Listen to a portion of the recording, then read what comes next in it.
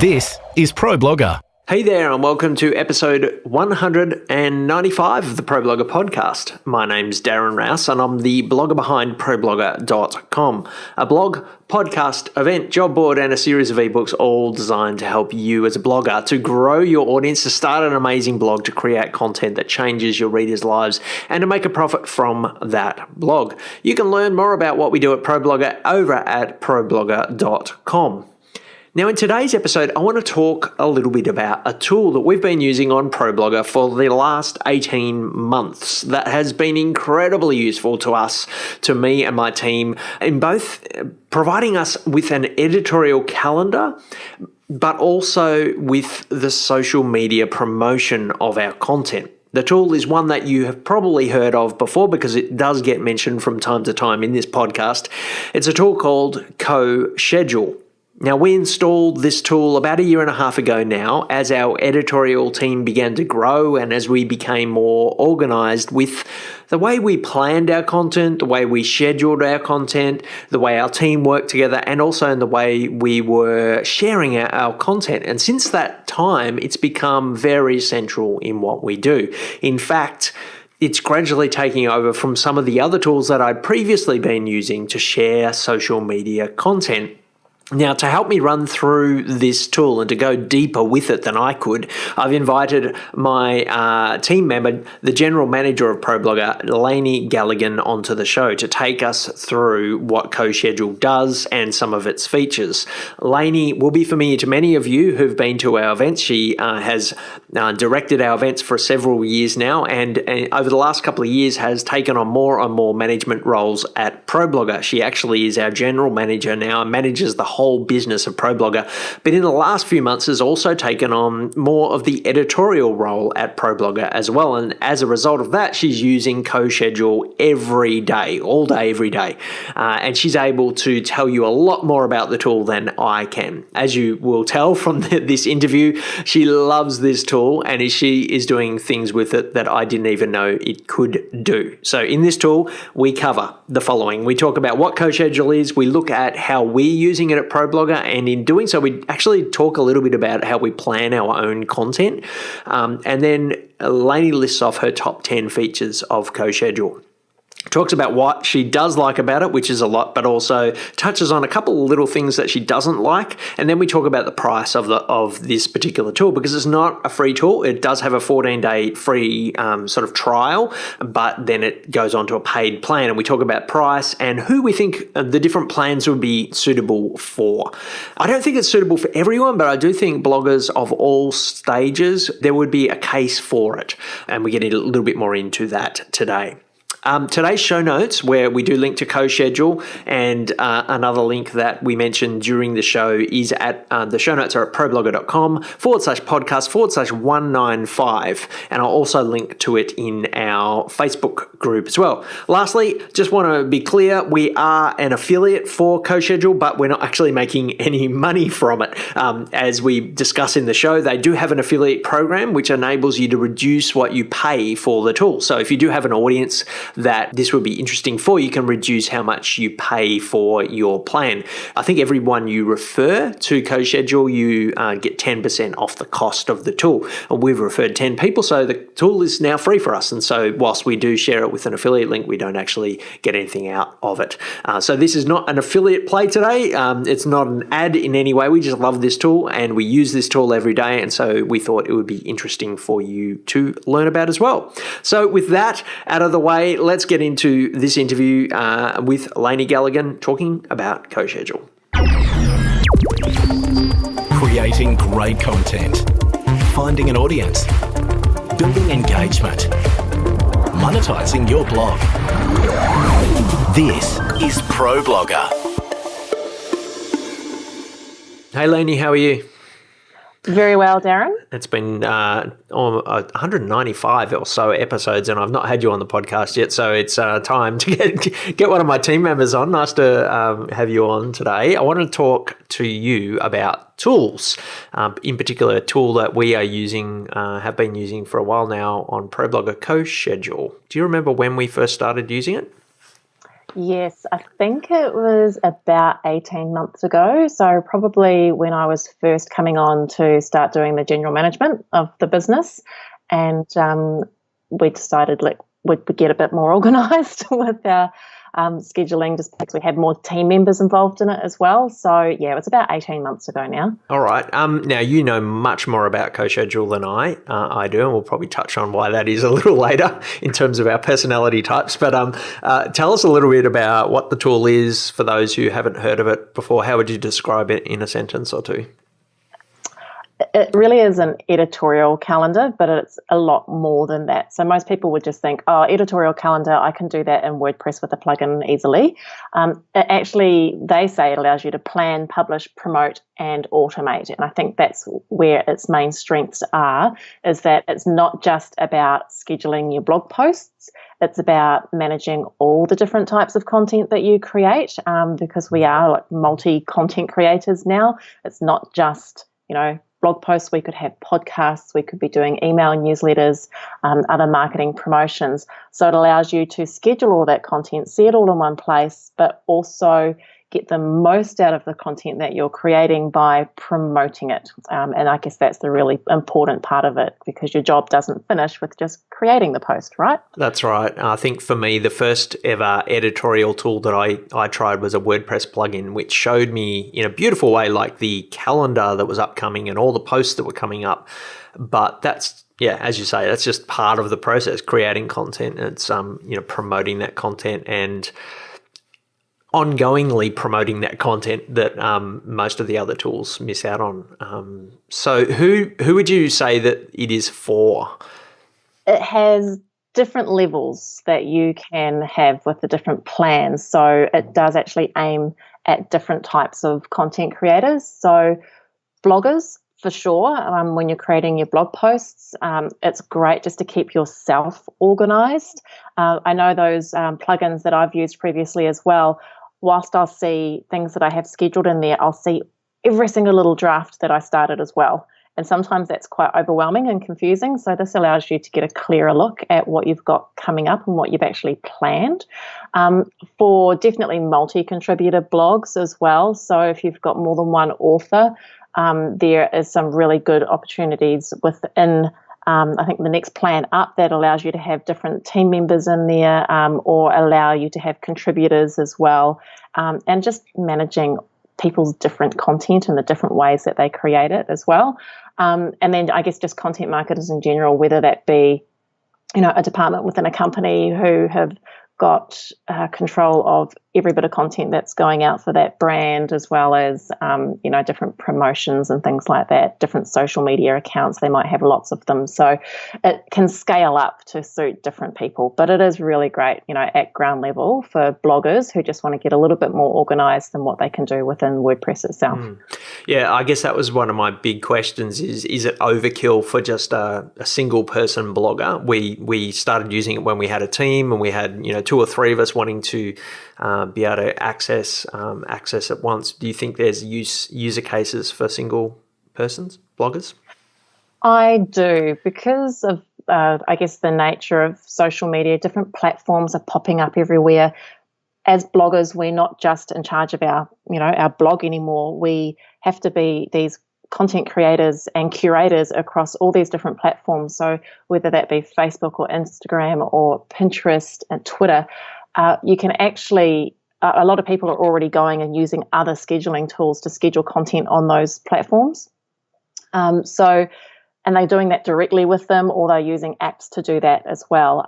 Or even worse, they're not scheduling at all and they're just promoting ad hoc when they remember to. So having it all in one, and I guess as we talk more about the features, you'll get an understanding of why it's so powerful, is that you can just control, I guess, the content and the marketing of your content from one spot and one easy place, which has got to be great for a person who's doing it all on their own. Yeah, for sure. And I think for me, that the first time I started using a calendar, just the normal WordPress sort of calendar, that not CoSchedule, but other ones, it was just helpful for me to see the flow of the content that was coming up as well. And so even if you don't use CoSchedule, being able to see it a month out, I've got a case study coming up, and then, I've got 4 case studies coming up. Maybe we need to change that up and add in a different type of content, or maybe we're focusing too much on this category and not that category. To be a little bit more strategic in that way is great. But I'm looking at our calendar now, and I can look at the next month or so of content, and be confident that we're covering the different categories that we want to cover on ProBlogger.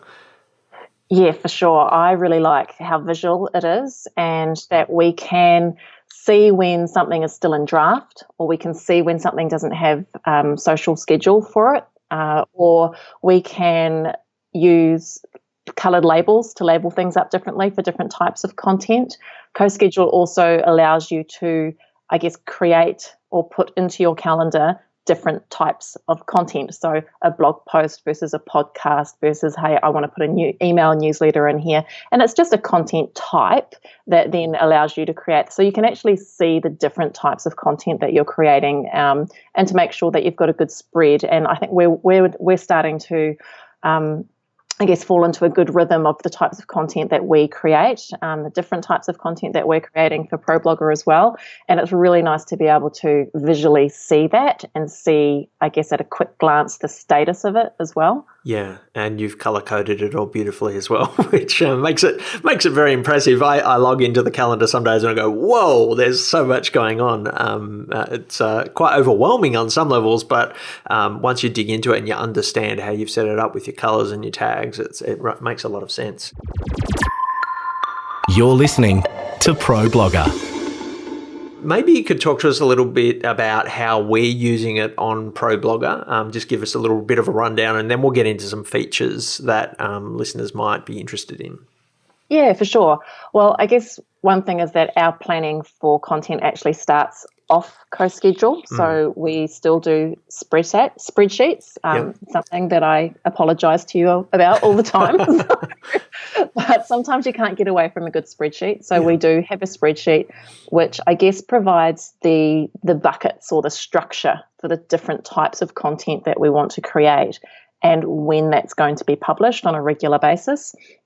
And so we kind of brainstorm there and then decide, are we going to go with that blog, that podcast topic? And it gives us an opportunity to see, are we covering the breadth of topics that we know that we need to cover across the different types of content that we produce? Yeah, so it might even be worth saying that we do this once a month, or we've just started doing it once a month, and our spreadsheet has Monday, Tuesday, Wednesday, Thursday, Friday, and we know that podcasts come out on Mondays, and Tuesdays a Facebook Live happens, and Wednesday a blog post happens, and then Thursday our newsletter goes out, and Friday a guest post happens on ProBlogger, and we kind of have these different days allocated, and we sort of brainstorm ahead of time what the actual pieces of content will look like. Exactly. And once we're happy with what we're going to do there, I transfer that into CoSchedule so that we can see, right, this is what we've got coming up. And within CoSchedule, especially because we're a team and there's different tasks for different people to do, that within each of the pieces of content that you schedule into CoSchedule, you can have tasks and little messages and comments to each other when you're in that sort of, that team, if you're in a team plan, for example. So I can just say, hey, Darren, you need to do this, and here's the link to it.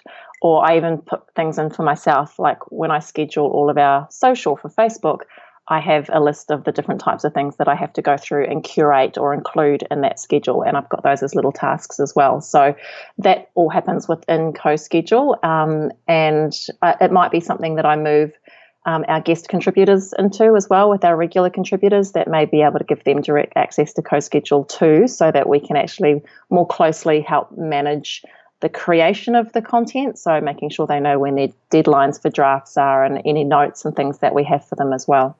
That's right. And maybe we should mention that this really all sits within WordPress, but also you can look at it all outside of WordPress as well. And so we've got it very much syncing with WordPress, and I use it within WordPress quite a bit. But also you can log in at CoSchedule, their website as well, and see it all there. That's right, yeah. So you can use it as an app on your desktop, and that's generally how I use it. I'm always looking at the overview.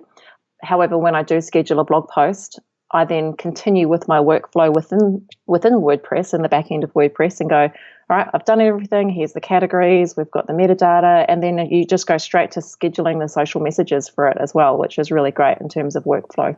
Yeah.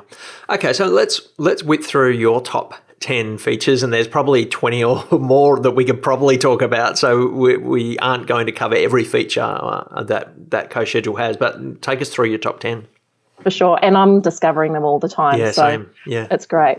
Okay. So look, the thing that I love the most is about how it integrates with WordPress. So just what we were talking about then. Now, when you go into your calendar and you decide, right, I'm going to write a blog post here, you can actually attach a Google document, a Word document, an Evernote note to that piece of content. So say, this is my content. And I love that because I've been burned so many times writing a post in WordPress directly and something bad happens and I lose it. So I prefer to create my content personally in Google Docs. And it's great if you're, collaborating with someone on that, where you can review it and make suggested edits and everything like that. Once you're happy with it, you can actually then just press a button and it will convert it into a WordPress post for you.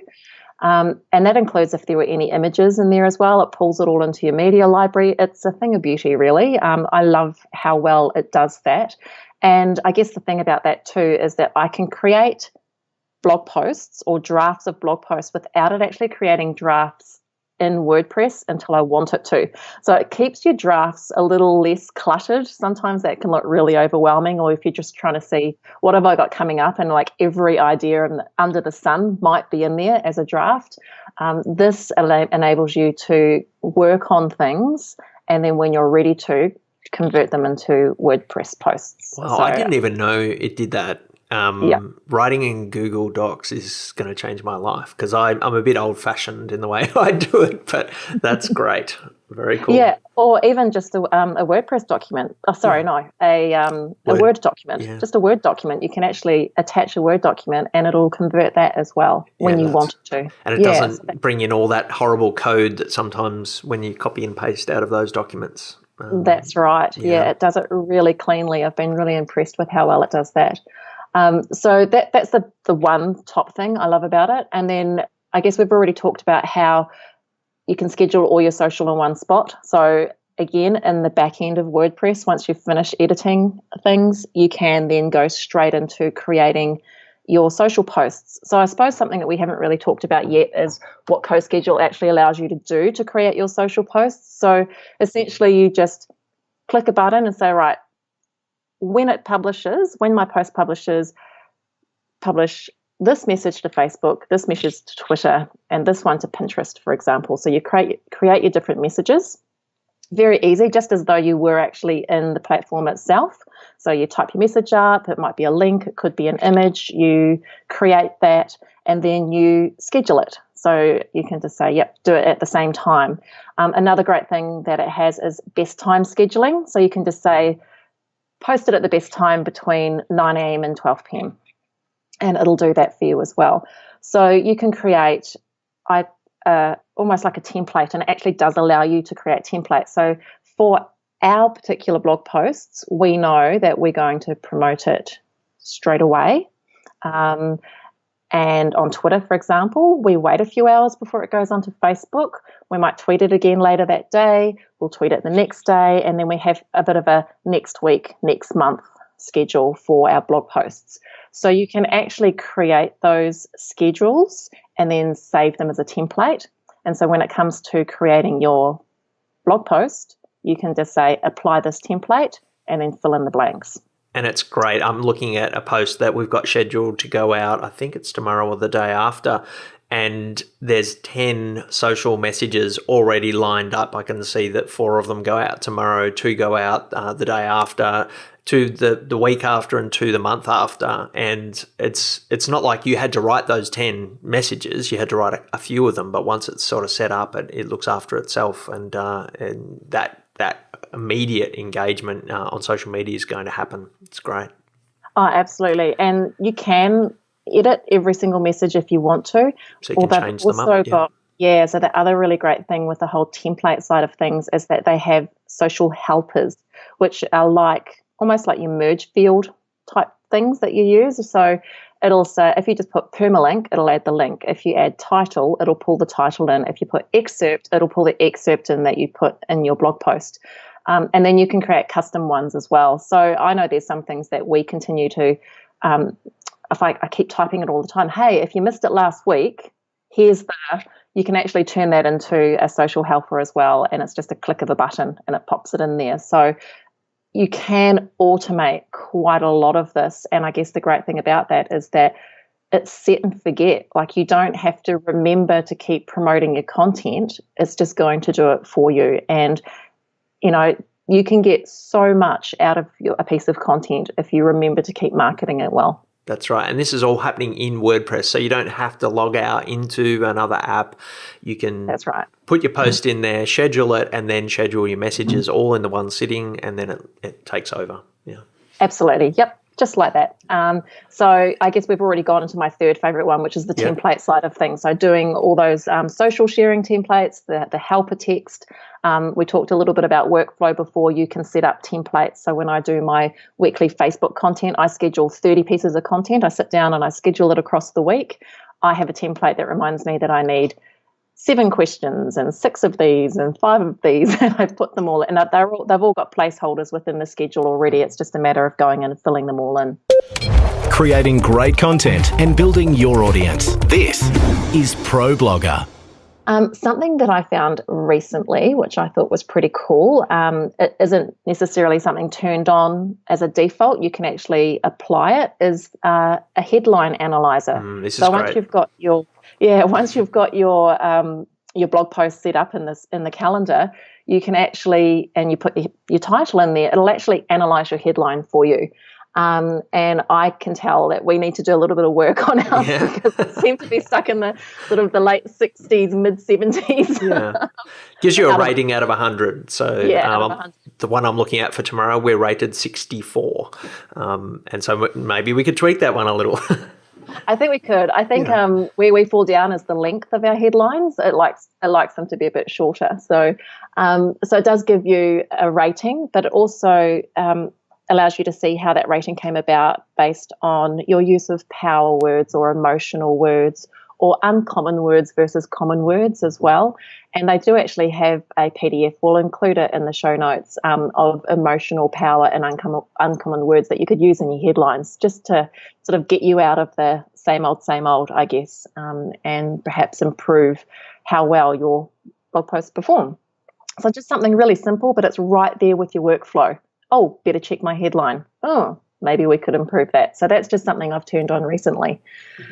I've also noticed in that there's, so this is all again within WordPress, and there's a little link underneath it where you can get a full analysis of that headline, and it will take you to another page where it goes into even more depth about how your headline is going to look in Google, including the description, how it's going to look, it would look as in the RSS feed, how it would look in a tweet. So it actually gives you some more information if you want to dig in a little bit more about how it will look and some other suggestions there as well. So that's something I just discovered today too.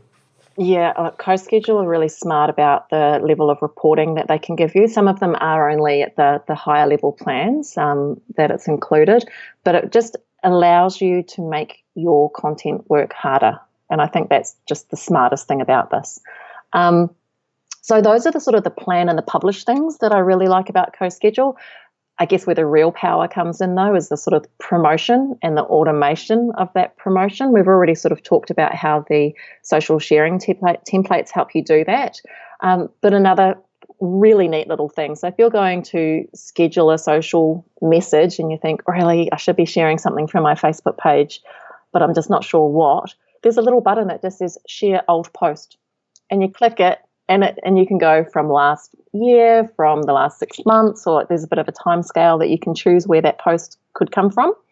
And it shows you a list of posts that you've published previously, and it even gives you a little indication to say how popular that post was in terms of how often it was shared. So you can know, oh, that one actually performed really well. I'm going to share that one again. So I really like that one. I think that's great when you're just looking for maybe a bit of filler. If you think, I'm not really saying much at the moment, it's a really easy way to just go, here, share some old content, make it work well. And that comes from, I guess, the top content report. So this is really great. When you log in and you're looking at your dashboard is telling you, this is what content you've got coming up. Here's some content that's performed really well in the past. So you can, again, adjust the time scale on that to see, content recently or, of all time. For example, we've got a post that we shared on social etiquette that has been like our most popular post in terms of how it's been shared across the different platforms. And so that's just a great way to say, do you know what? That's a really good post. I should make sure that I share that again. And I'll talk about this a little bit later as well when we talk about requeue, but that's a really good thing. If you see something that's performing well, you can add it to your evergreen sharing schedule, which is called requeue with CoSchedule. The thing I like about that top content report is you can dig in a little bit and see where it's been shared a lot. So that post you mentioned was shared like crazy on Pinterest, which is unusual for a lot of our posts. So you can do that type of analysis on types of posts that you've published and where they've been shared, which is really useful.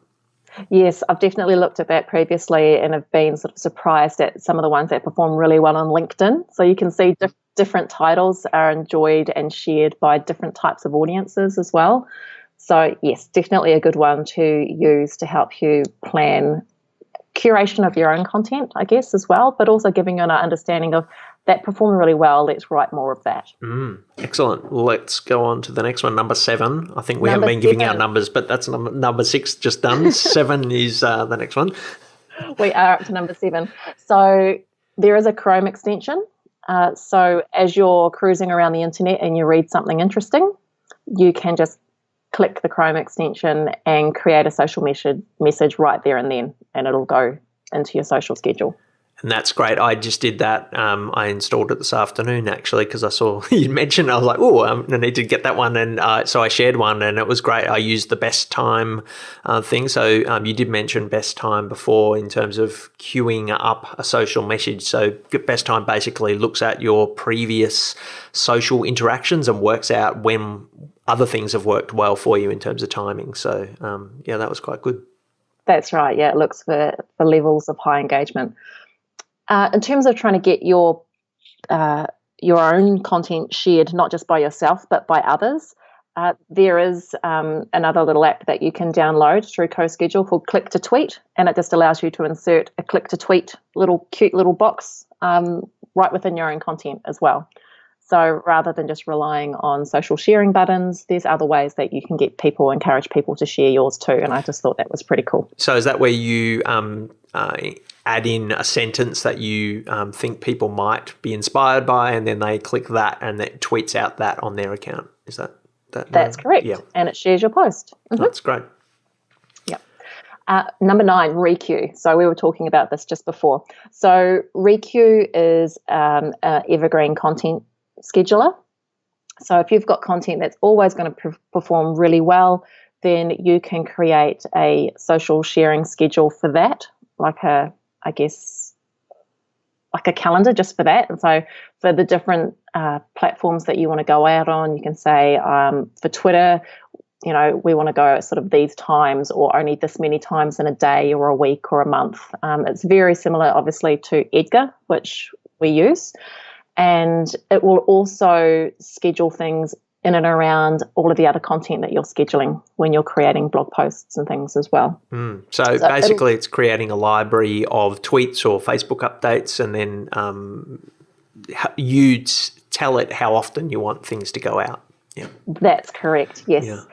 And one of the things, we haven't really used this much, we're just starting to trial it recently, is that if you've got a great post and you can see on that top content report that it's performing really well, there's just a little toggle, and you can just toggle it on to Evergreen, and it will go, or onto Requeue, and it will go into your library, and you've got your different categories and things as well. So you can group them all differently too. So you've got different groups of content, and you can say when they want to be shared too. So it's quite good in that it actually keeps everything together. So if you're creating social posts for your blog posts and podcasts and everything like that, then this schedules around those as well.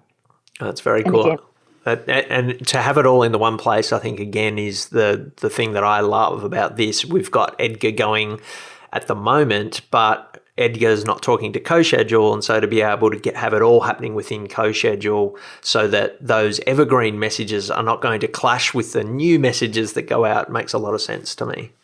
That's right. I mean, at the moment, we have created a template of sharing times that work around when we know things are going out on Edgar. So we're trying to coordinate those to make sure that they don't clash. But Requeue, I guess, is a bit more intelligent because it's within the same system and it can see when you've got other content scheduled as well. How to build and monetize your blog. This is ProBlogger. And my number 10, Google Analytics tracking. So this isn't included in all of the plans, like the first plan it's not included in, but it really does help you with it. Look, is it all worth it? You know, is it worth sitting there? Sometimes for me, because I'm still getting used to things, I could spend maybe an hour and a half scheduling all of our social for a week, for example. And you just think, is it worth it? So what CoSchedule allows you to do is integrate with your Google Analytics account. And what that will do is it will automatically add a UTM tracking link to every post that goes out via CoSchedule.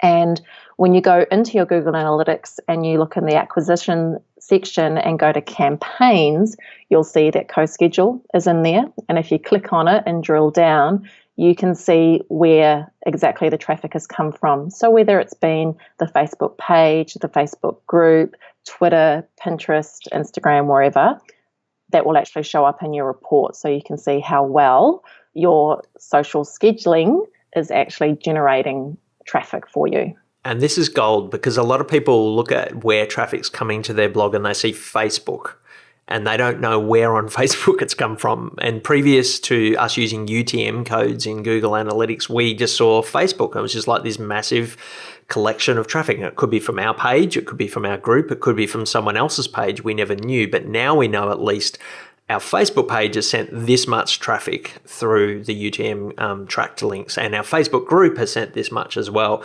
And we can even see other people who are using CoSchedule as well. That's right. So I can see someone in there at the moment. Their Facebook group sent us 3 visitors over the last month, which is kind of handy to know. And I can see on Twitter that someone that we know well used CoSchedule to share it on her Twitter feed as well. And so, that's really handy to know. That's exactly right. So we can see other people curating our content and sharing it via CoSchedule, which it is cool. And again, to be able to get those different results separated out from your general Facebook traffic, because when you look at Facebook under the channels, under your social channels, that doesn't include your CoSchedule traffic. So you have to add those together so you know. Yeah. So it's really good to be able to, I guess, measure your efforts and making sure that you're getting a return on it. That's right. Okay, so we've kind of raved and gushed over CoSchedule there. What and maybe just to bring a bit of balance to it, what don't we like about it? How could they improve it? One of the things I will say about them is that they are adding features constantly, getting messages every time I log into CoSchedule about something new that they've added. But are there things that we want to see that we get frustrated with? So I think this is a cool thing, but sometimes it annoys me. The fact that you can actually tag someone as you're creating a social post. So for example, in Twitter or Facebook, so I might want to tag somebody, you can use the @ symbol and it'll generate it just like it does on the platform itself. And their name pops up and it's like, great. And you can click on it and you know that that's actually going to tag them when that post goes out. Sometimes it can't find them. It can be a bit frustrating and you have to sort of try different things or separate their name out a bit or put it together. And sometimes it can never find them even though I know they exist. But, at least you can actually tag them and schedule it to do that as well. Sometimes when we're talking about being able to view the social schedule in WordPress in the back end. Sometimes I can't scroll to the end of my schedule. I can't actually scroll any further. I don't know if that's got anything to do with the amount of other stuff we've got in our WordPress backend that might be taking up a bit of real estate. But look, if it does happen, then I just flick back into the app itself and just do it there. Oh, speaking of apps, they've actually got a new iPhone app now, so you can actually schedule on the go from your phone, which is great. So yeah, speaking of apps, so maybe that's number 11. They have an app so, for your phone. That's good. And I guess for me, being really visual as well, I like to see the big picture. And with CoSchedule, the calendar view, you can decide whether you want us to see 4, 5, I think maybe 6 weeks. So you can choose. But I would like to see kind of months at a time sometimes, or just the entire month from start to finish. It usually kind of starts halfway through. I haven't quite figured that out yet. But sometimes I get a little bit frustrated that I can't see more at once, which is when I go back to the spreadsheet and I get the overview anyway. But it's just a little thing. But I think it would be great if you were able to customize a little more how you viewed your upcoming content. Yeah, I think they do it they start on a Sunday and they end on a Saturday, so they add in extra days or. Oh, you can change that too. You can change the day that it starts on. Yeah. Interesting. But what I'm not sure of is if I change it to the way I like it, do you have to see that as well? Yeah. Or can you change it to the way you like it as well? I'm not sure.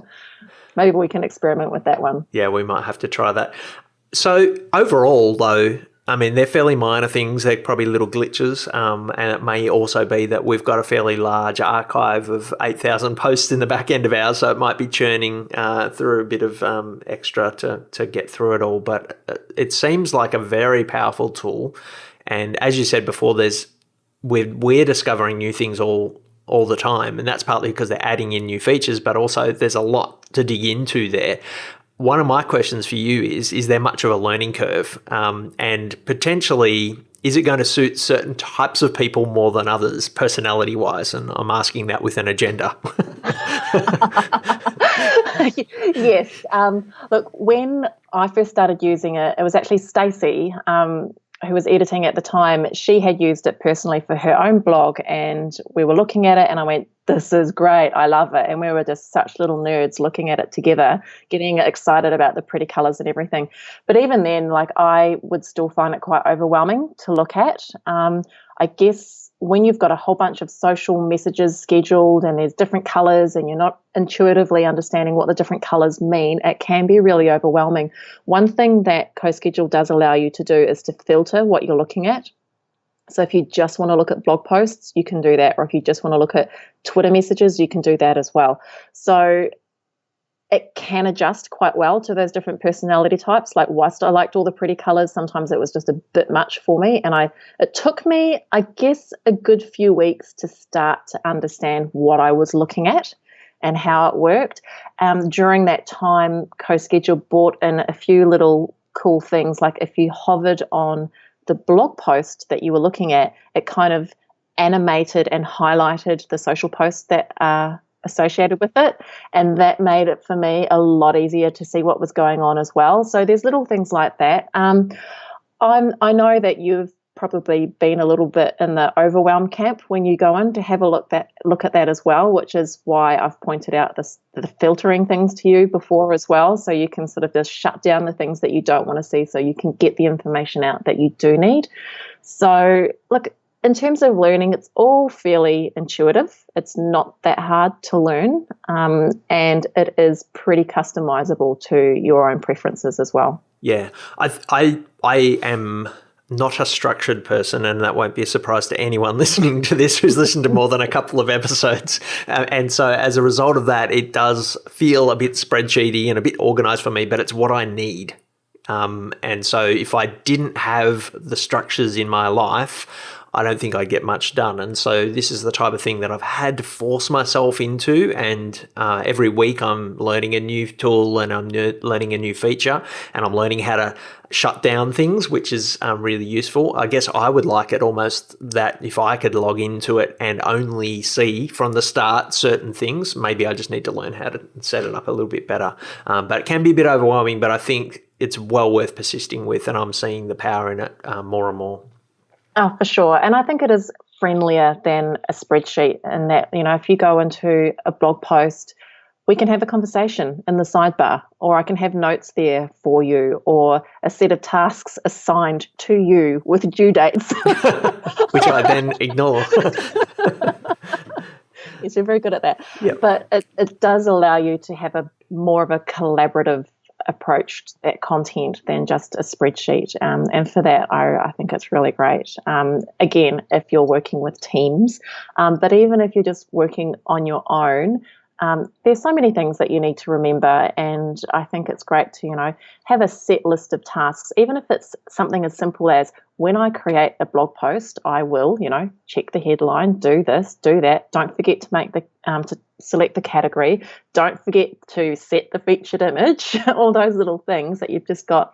And it's so satisfying to tick those little boxes off as you go if you're that kind of personality type. So it makes you feel productive and in control, and you are being productive because you're actually creating content, and there's lots of things in there that supports you to do that. So I think as you become more consistent with it, it helps you to be consistent and I guess more prolific, I guess. Yeah, and I think it's also about habits as well. And this is one of the things I realized when I started the podcast and I was setting it all up myself. I needed a system. I needed a pattern to follow to be able to get those 31 podcasts up in 31 days. And so I created little to-do lists, and I was able to check it off every podcast. And after 15 or so podcasts, I didn't need the to-do list anymore.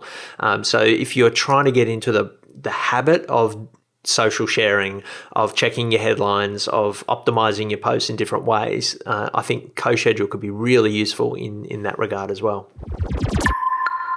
You're listening to ProBlogger.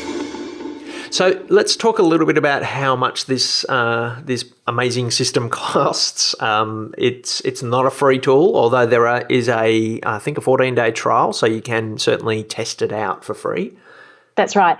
So when you go onto the site and look at the pricing plans, it says it starts at $30 a month. That's for a marketing calendar or like a blogging or solopreneur calendar. But there is actually a solo standard package, which is one step back, which is $15 per month, or $19 if it's month by month. We're talking in US dollars here. And it's available for one user. You can have up to 5 social profiles on it. You get access to the calendar and social scheduling. There are restrictions on the integration, so you can't integrate with Google Analytics or with Google Drive or Evernote, for example, but you can still create your content in there. You can still schedule it.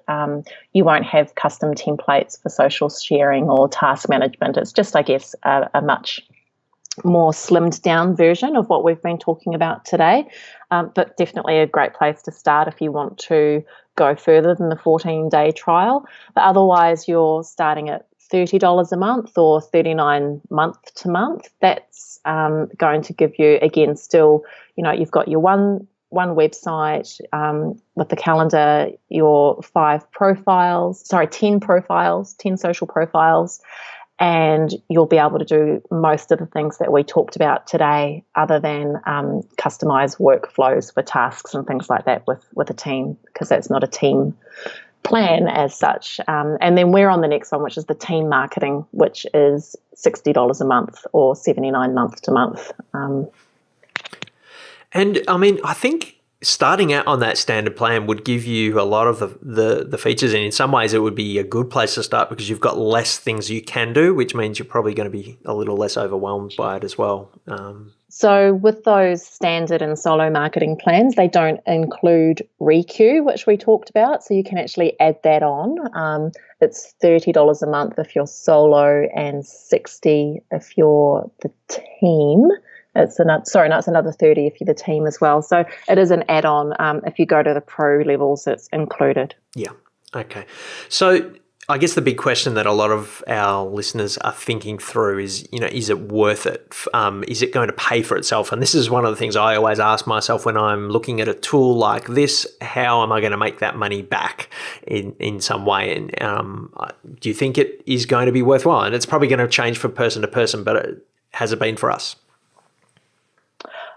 In terms of saving time, absolutely.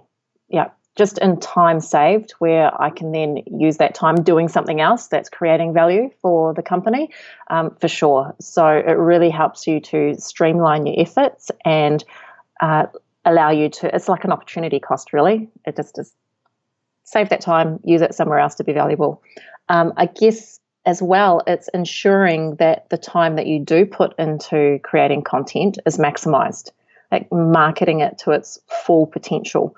And one of the things that we're definitely looking at, so when I do our weekly schedule on Facebook, one of the types of content that I'm making sure that we regularly have in that schedule is optimized content. So evergreen content that we know will drive revenue for us in some way, whether it's promoting a product or promoting an affiliate offer, for example. Just having that on a bit of a set and forget type thing that you just know that it's just passively going to be working away for you, definitely allows you to have that return on that investment in that tool. And it isn't a huge outlay each month. One of the things you can do is become an affiliate for CoSchedule. It's not a monetary reward, but you do earn credits as discounts towards it. So you can essentially end up using it for free. Yeah, and it's probably worth us disclosing that we use an affiliate link for CoSchedule when we mention it on the blog, but we've already earned, we've already paid for itself. So we maxed out, we've referred 10 people, so we get it now for free by having referred those 10 people. And so that's one way to cut down the costs if you do have an audience that might be interested in it. I think for me, if I was a new blogger just starting out, if I already had tools for a library of resharing evergreen content, if I already had a system in place for sharing content, if I already was using spreadsheets for an editorial calendar, I guess I could probably say maybe it's not worth it because I'm spending the money on some of those other tools or I've already got systems in place. The only reason I would switch to this if I had all those things in place is to have them all in the one space, and that certainly is going to save me some time, and so that's where I'd be headed. But if I was a blogger starting out who didn't have any of those tools in place but wanted to step things up and wanted to get some systems and some automation in what I was doing, then this would be a tool that I would definitely be doing the free trial of, if not going a step further. Yeah, Agree 100%. And look, even if you are already using other paid tools and different systems and things like that, it is worth doing the math and figuring out, well, hang on a minute, I'm paying this here, that there, this over here. I could all be doing this in one place and it would cost, this much, and just comparing those sums as well. Yeah, and I think even comparing the cost of CoSchedule for us, if we were paying for it, as a new user, we would be able to cut out a couple of the other services and probably be paying less, as I look at it. In terms of their support and how they're upgrading what they're doing, they've been fairly responsive with us, I think. Yeah, for sure. Their support's always, responsive and friendly. They've got a good ticketing system through email. You can contact them directly through the app on your desktop, and it all goes into email. So there's a record of your conversations with them there. And yeah, they've always been friendly and helpful, and there hasn't really been anything that they haven't helped me figure out. It's usually just me not knowing what to do. Where do I find this? How do I integrate this? Why isn't this showing up? So, for example, when we just moved the podcast over to the same install as the blog, I was really excited about that because I wanted to see all the podcasts on the same calendar as the blog, live in real time. And they didn't show up. And I'm like, oh, why aren't they showing up? And it was just a process that I had to go through to enable things, custom post types, click this, do that. And there we have it. Yeah. They're there now. It's very exciting. And it's working beautifully.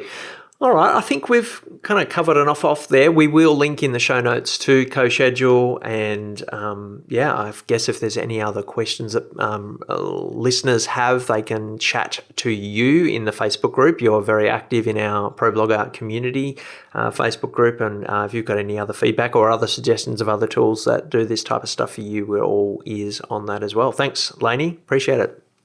You're welcome, Darren. This is ProBlogger.